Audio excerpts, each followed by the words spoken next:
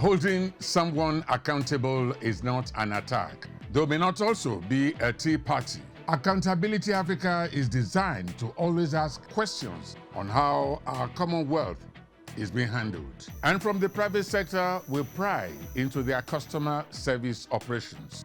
Accountability Africa.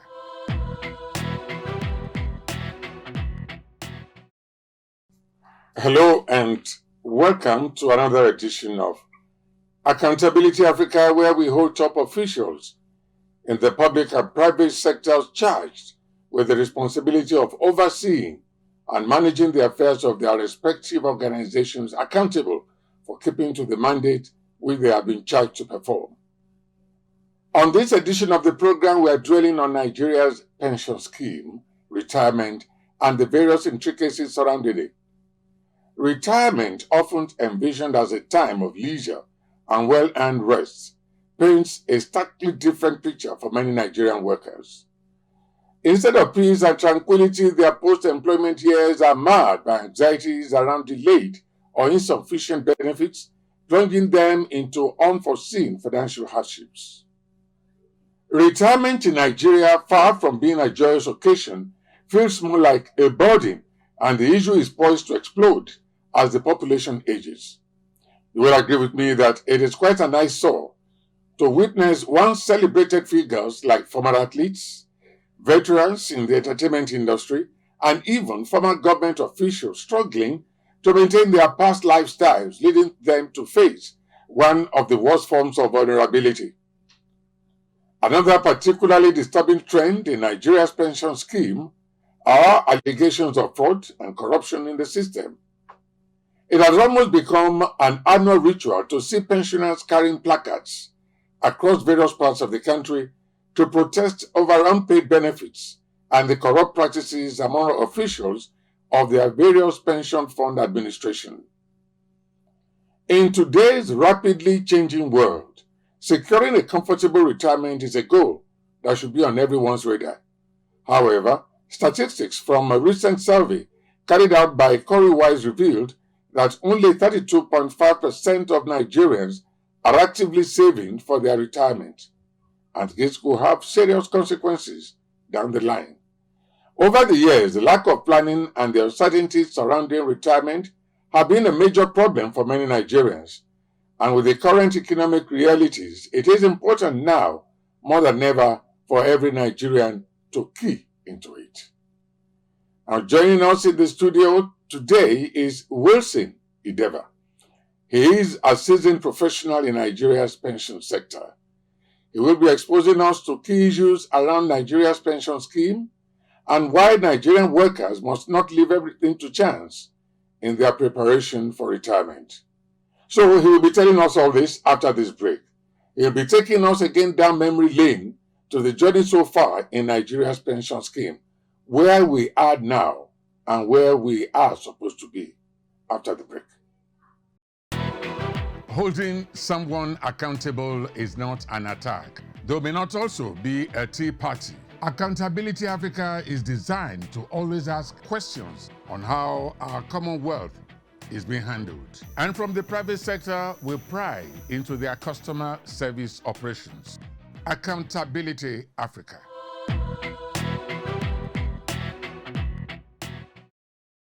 If you recall, when the civilian government was bettered in 1979 with the presidency of Olusegun Obasanjo, there was a lot of commotion among the senior citizens because they were not being paid their pension. People, like the military, they took over most of the streets in Abuja. People were sleeping on the roads, and it became a national embarrassment for the government, just leaving military rule to civilian rule, because they couldn't do that during the military rule. But during the civilian rule, as soon as the government, they handed over to the new government of Obasanjo, all senior citizens, both military and civilians who were not being paid their pension, summoned the courage, and rightly so, to come out to the street to protest. So the government, based on what they saw, they decided that, they cannot cope with it because it was a national embarrassment. That was what led Obasanjo to set up a committee then, led by Fola Adiola, the pioneer MD of Guaranty Trust Bank. to find out which scheme will be most suitable for our country and which scheme will be implementable. So that resulted in what you call Pension Reform Act 2004 as a then, but this has been amended now to 2014. So before this time, you have different pension schemes. You know, police have their pension scheme, military have their pension scheme, civil service has their pension schemes, and different employers, private sector employers, they all have different pension schemes. So there was no uniform regulation, there was no uniform policy. Every person, based on if you have a strong union, you could have a good pension. If you have a weak union, you also could have a very weak pension scheme. So, but the Pension Reform Act unify all the rules and regulations for the pension scheme. So whether you are in the civil service, whether you are in private sector, you have one uniform application. So that what brought to what you call Pension Reform Act 2004 as amended 2014.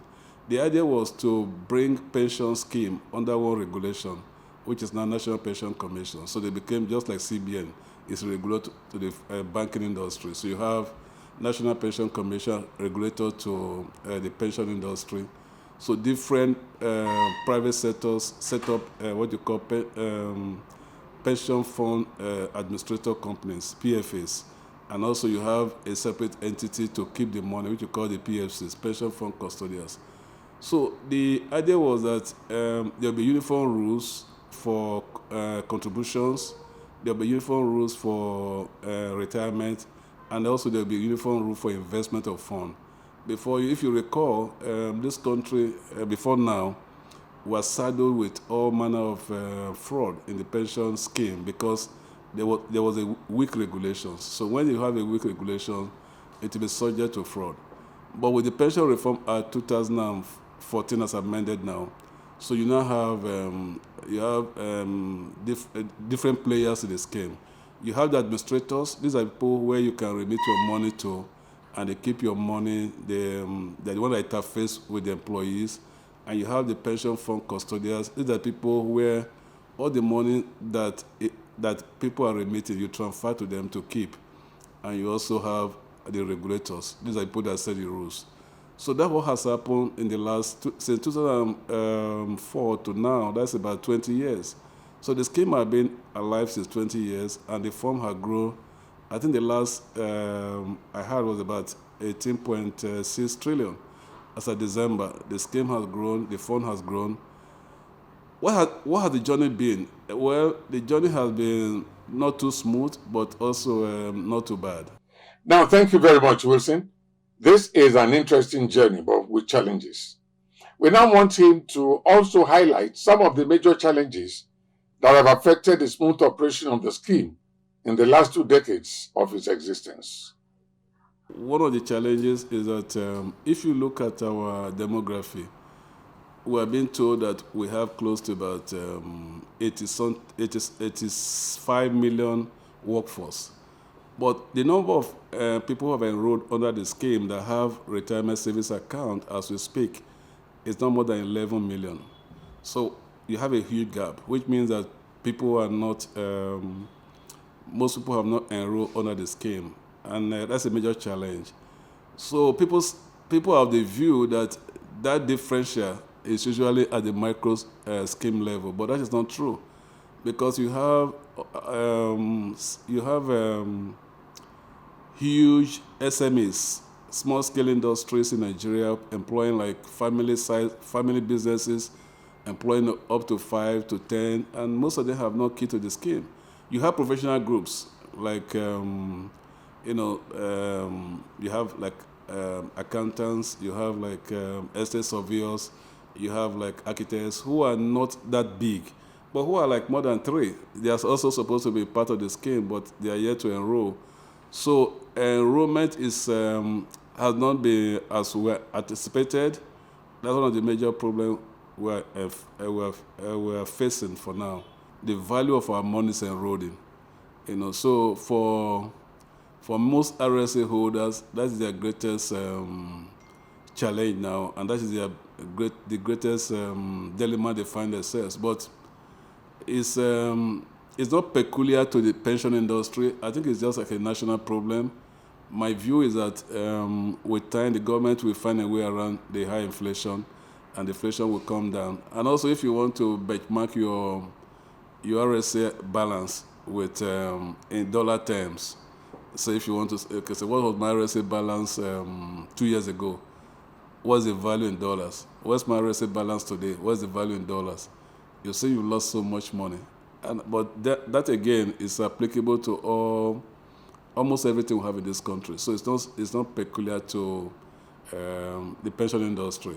With these challenges, one is aware of existing laws and regulatory authorities guiding pension matters in Nigeria, like the National Pension Commission and the Nigeria Pension Act. It's now time to assess the Nigeria Pension Act and the performance of the National Pension Commission in overseeing and implementing the guidelines of the law. If you be reading up around the regulators in this country, you have different regulators for different industries. For the pension industry, our regulator, which is National Pension Commission, has been rated among the best among all the regulators. Why? Because I always tell people, because the background with which the industry started, they have no option than to be the best. Because one, you are dealing with people's savings, you are dealing with people who are senior citizens in retirement, so you cannot gamble with their funds. So they are very stringent with their regulation, and the PFAs on their toes on daily basis to ensure that they meet with the rules being set by them. So I will give them kudos. They've tried. They've, at times people feel that, Nigeria cannot do, there's nothing we can do. But in most aspects of life, Nigerians have excelled. And as far as our regulators are concerned, National Pension Commission, they have excelled in regulating, and they've also excelled in engagement, because before they bring rules out and they bring any policy, they first engage operators to see our views, and they set out the rules, and you are bound to obey the rules. So they've tried so much. Whether the art covers everything, normally the art is just a guide. It can never cover everything. That's why you see that after every 10 years, they look at the art again. They initially, 2004, when the art started, after about 10 years, 2014, they sat back again, National Assembly, and said, look, we could make adjustment here and there. So which they did, just to ensure that the industry meet their requirement to the RSA holders. And also because the pension scheme is supposed to be engine room for the growth of any country. Growth in the form of, because the pool of fund you have supposed to help the government to jumpstart infrastructure. So that's the way we are thinking that we have not really done so much as an industry. So in our future, we are looking at, we want to see a situation where we can see an infrastructure that has been done through the pension fund, and the people can now say, okay, look, my money is here, my money is there. But now, though we've done so much, because maybe without the pension industry, the problem we have had in this country would have been much more, because we've also invested in government bonds, which is part of domestic debt the government owns. Maybe if we don't have that, they will be going to look outside for funding. So the art relatively has met what was intended to do, but there's always room for improvement. And I know that as circumstances changes, as situation changes, because the world is dynamic, so they also go and look at the art again and say, okay, how can we fashion rules to meet up with these changes we're expecting? So that's why you have amendment as time goes on. Well, I quite agree that indeed there is always room for improvement. How can we make things better and improve the scheme? Now, Wilson Ideva will have to contend with two questions in one here. First, the pensioner appears to have no savior in quotes. I mean, nobody seems to care, maybe except the children. I hear there is union of pensioners. How do they go on strike when they don't have a job? So, don't we have organizations that help them fight for their rights? And second, where can they take their grievances to? Well, we have two sets of pensioners in Nigeria. I think I need to define this so you can see why, you can see where the problem is. We have two sets of pensioners. You have pensioners under the old scheme that is being administered by PITA. Have you heard the word PITA? It's Pension Transition Arrangement Directorate. So I will explain this so that you people in the media can help us with this. Because most time there's a mix-up of these two sets of retirees, and it gives room for a lot of argument. PITA, Transition Arrangement Directorate, that's the full meaning, was set up to aggregate all the old pension scheme, all the people that have retired before 2004. You know, we still have people who have retired before 2004, which are not under the new scheme. They were supposed to be aggregated and now being paid pension through the PITA. And these people are under what you call defined pension schemes, which means whatever agreement you have with government before you retire, or whatever pension you have, government determine what to pay you. So they don't have an RSA balance. They don't have a PFA. So all of them go to PITA, and PITA pays them. So for most of those ones, because of their ages too, at intervals, they are required to do verifications. So when you hear about a retiree doing verification, it's likely going to be a retiree under PITA. Under the new scheme, which is the Pension Reform Act scheme, you know, every PFA you have, every employee have their RSA account. So you have your PFA. So what normally will delay payment of your pension, when you hear about delay under the PRA, is that for those people who were in employment pre-2004, you know, pre-2004 and post-2004. So if you were in employment, these are applied only for the public service. This is applicable to the public service. So I'll give an example. If you're an employee of federal government, maybe you join, I have a friend that I joined 1990. So under that, you were under the old scheme because there was no Pension Reform Act. So you are still working now. So you have now opened a RSA account.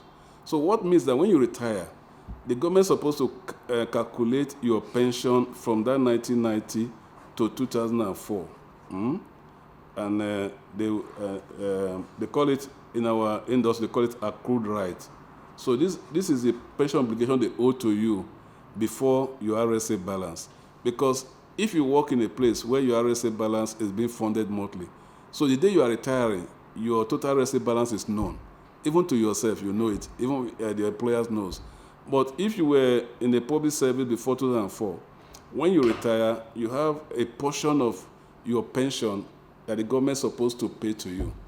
Initially, the government decided that every month they will set aside 5% of the payroll of the federal government workers in CBN, so that when people are retiring, they can take from that to meet their obligations. But you know, with when we start having challenges in the last 8 or 10 years, when we start having challenges of funding, so this is not being done. So what has happened now is that if you retire now from, say you retire from Ministry of Justice today, until this backlog is paid to you, you cannot have what they call total RSA balance. So most times, this can take up to between 8 and 1 year. So this is what delayed people from getting their pension immediately upon retirement. But however, if you are in a private sector, within a month, you should be able to be paid. There's no reason why you cannot be paid, because if you retire, all you need to do, your RSA will be funded. You just go to your PFA, you show them your letter of retirement, you show them all the documents, and once you show them, they will now, they'll sit down with you and ask you, okay, this is your RSA balance. How much do you want to collect? What they call lump sum. What used to be formal gratuity. So now it's called lump sum. You know, you have a range between minimum of 25%, maximum of 50%. So you will now decide by yourself, based on your need, what you want to collect. So once you decide that, they will program your remaining money on a monthly basis. So once it's programmed, and once you have met these obligations, so every subsequent month thereafter, until God calls you, you don't need to go back to the PFA. Your pension will be paid to you as and when due. Okay, so if you have a grievance, for instance, if you have not been paid, the first place to go to is one, your PFA, your pension fund administrator. If you are under the pension, if you are under the scheme, if you are under the contributory pension scheme, so it's to go to your PFA and find out why you have not been paid. Your PFA should be able to explain to you, one, if they are waiting the redemption of your accrual rights from the federal government, if that is applicable. If it's not applicable, if your application will be sent to PENCOM, but even when it's sent to PENCOM, normally should not take more than 1 week for you to be paid. So if you have done that and you are still not satisfied, you will have a regulator. You don't need to, because we have, you can write to them. You don't need to just visit them. You can write to them and say, look at my, and narrate the scenario. So they will respond to you. They will find out from your PFA why you have not been paid. So the first point of call is your PFA, your pension fund administrator, because they're the one that will be keeping your phone. They're the one that will be interacting with you. And they're the one that will be giving you your statement. So you have to go to them. If you're not satisfied with them, you go to the regulator, which is the National Pension Commission. I think with those two, they will tell you why you have not been paid. Workers of today are pensioners of tomorrow. How can a good foundation be laid now for a worker towards a smooth pension? One, ensure that whatever you are working, that your pension is being remitted on a monthly basis. Because the problem we have, most employees do not take interest in their pension. So they take interest only upon retirement. And once you have an RSA number, which we call pension education number, PIN, even when you change your employment, in your new employment, you just submit the PIN to them. So they're going to remit. So it's not something that you just open a new account anytime. So it's one account for life. So if you work with A, the day you retire from A, you move to B, you just submit your PIN to B.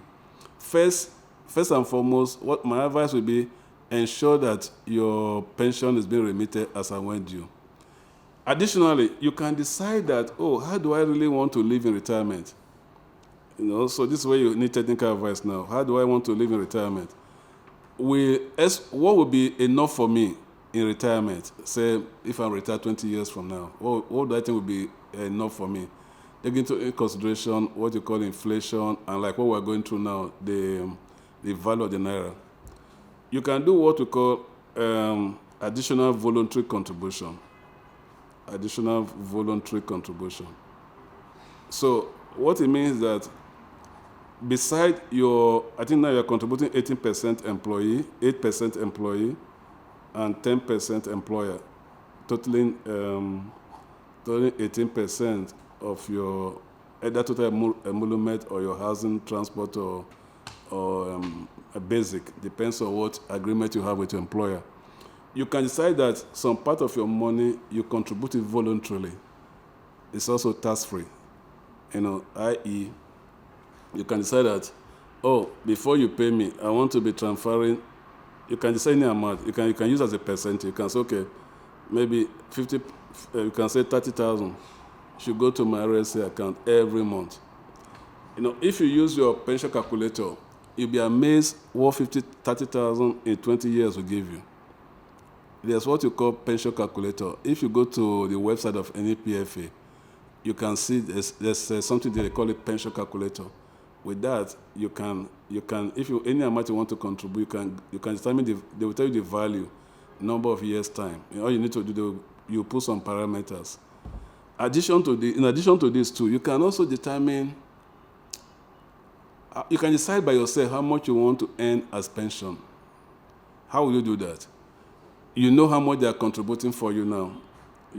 Let's assume your RSA balance is today, let's assume it's 5 million naira you have. And you still have like 10 years to work. 10 years to work. And you can decide that, okay, assume I want to earn, maybe every month I want to earn 300,000 upon my retirement so I can meet all my requirements. So if you go to the pension calculator can derive for you how much you should pay under additional voluntary contribution in order to be able to earn this.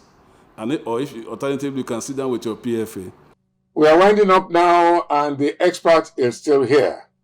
How best can we enlighten the citizens? Thank you so much for this question. The media need to help Nigerians because whether you work for a public sector or you work for an organized private sector, you know, all of us must get old. Am I right? Yes, so even when you are doing, you are selling a car in the market, you must get old. Age has nothing to do with where you work. So the media need to enlighten people that managing resources at old age is a bit quite challenging. So that even as we are young, no matter the endeavor you are, we must plan for retirement. So what is happening now that we just, people just going to work and hope that, oh, maybe my children, oh, maybe something will happen. It's not true, you know. So we expect the media to help with enlightenment. We expect the media to help with letting people know that age have nothing to do where you work, and that also letting people to know the challenges they will meet at old age. Because, you know, we are strong now, we are running up and down. By the time we come, when we are working with stick, and that time, years back, your children will take care of you. But this era, the children are also having their issues. And beside their issues, the environment where they are growing up now, the children, it's not like where some of us who are old grew up. We grew up in a situation where we have a burden for every person. The children have a burden for only themselves now. So the media needs to help with enlightenment, and the media needs to also bring to the knowledge of every worker to say, look, it's your duty to ensure that your pension is being remitted. Because I've seen a lot of people, they come to me, they say, oh, I don't even know my PFA. I say, how? My employer, they are contributing money, I don't even know. I said, no, it's not true. It's not supposed to be so. You are supposed to take your pension after your doctor. I think the next person you should take very seriously is your PFA. On that note, we end this edition of Accountability Africa. My guest has been Wilson Ideva. He is an authority in Nigeria's pension sector. Great thanks to our guests and everyone around here. Now, to be part of this program, Accountability Africa, please contact 0806 5030300 or email audionbello@gmail.com. See you next week. Bye.